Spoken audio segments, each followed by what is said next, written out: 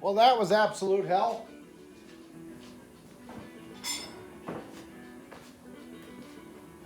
But I knew it would be. So now, I mark my track where I want my cleats to go. Just like that. And that's going to work perfect. It's not much cleavage, whatever. It ain't a whole heck of a lot. But if you lay it next to this track,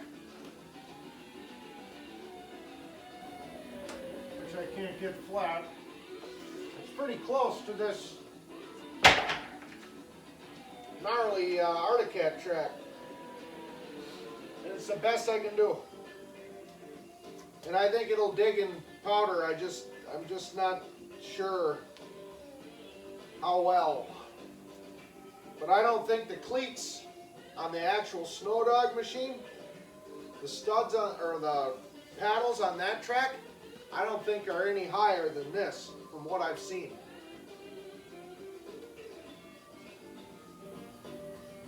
So I'm going to have my fingers crossed that this works. Not only that, but I'll have studs sticking up through there for gription on the ice. Timmy just texted me. He's been out on the lake ice fishing with his machine today. And it's been really warm, so all the snow is pretty much melted off the ice.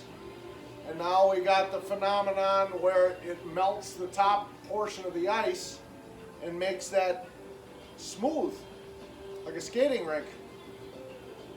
His machine won't go anywhere. Just sits and spins. He said he thinks he got it up to 7 miles an hour. Had no traction at all. So he might be buying that studded track that I don't need. Hey, I don't have a use for it. It's just too bad I cut it. You know, I already cut it to the length that I needed. And now I'm wishing I hadn't. Because it probably would have bolted right up to his. But there's one thing you got to remember.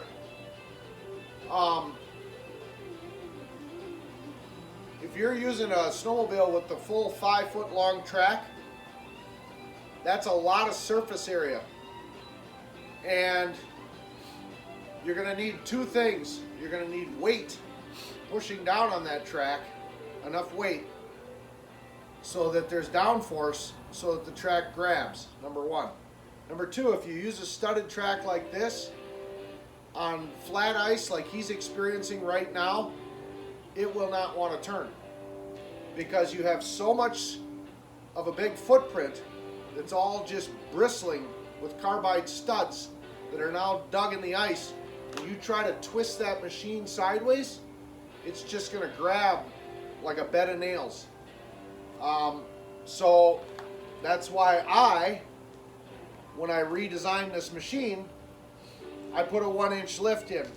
That brings my track down at an extreme taper in the front and the back, and then is flat on the bottom. Just like a tank. Think of a tank.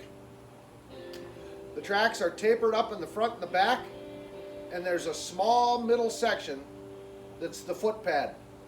They do that for a reason. That tank can now turn 360 degrees on itself real fast and real easy because there's this much contacting the ground instead of this much contacting the ground. So there's no friction.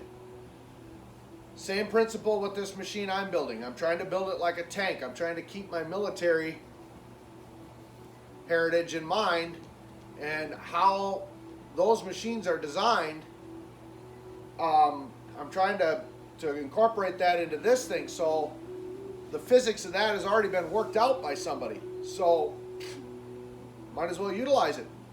So I put a 1-inch lift on this to give my track a taper in the front and the back. That's going to make a small footprint in the center for solid ground, so I can push the vehicle like this easily and turn it when there's a bunch of bristling carbide studs sticking out of that track. Number one. Number two, the taper in the front and the back allows me to push down on the handlebars if I'm stuck, increase the angle of inclination in the front so that the machine has a tendency to want to climb up out of something. Physics. So what I'm doing now, I'll show you, is I've got one of these cleats on here and I'm going to drill holes. These are where the studs go, okay? But these little pockets are now where the gear, let me find that old gear.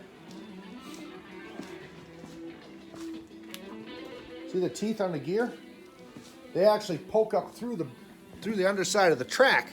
So if I can set this up, see that? Now the gear punches through the cleat and will not cause the track to bump up and possibly skip off of the cogwheel under heavy load. There's a place for that cleat to go. It took forever to oval these holes out. I'll tell you what, I did it with a deburring tool on a where is the friggin' thing? What did I do with it? Oh my God, I'm being a good boy and I'm putting tools away where they belong. I did it with this. So I drilled 2 holes with a step drill. That's a step drill. Until I got the hole big enough that it was just the inside, diameter of the inside, but that's where I was telling you in the other video, take your time, mark the center, so that when you drill those holes, they actually fit in there. That's what caused so much problems. And then I took this guy, and I ovaled him out and squared him out so that the teeth on that gear will now drop into those pockets. And I will not have a chance of the track skipping off the drive cogs. I think it's ingenious. And I think it's going to work stupendously. So now we're going to bolt it to the track with the studs. They're going to go in those holes. The studs have backing nuts. Here's a stud. Okay, so it's basically a bolt, right? And then these particular studs that I bought actually have plastic backer nuts, whereas the ones that are on this track that Timmy so desperately needs now are actually a backing washer with a lock nut. That's a better design. I like that. But I'm not going to pull all the studs out of that one just to use on this one. So these studs are going to stick outside of that cleat quite a bit.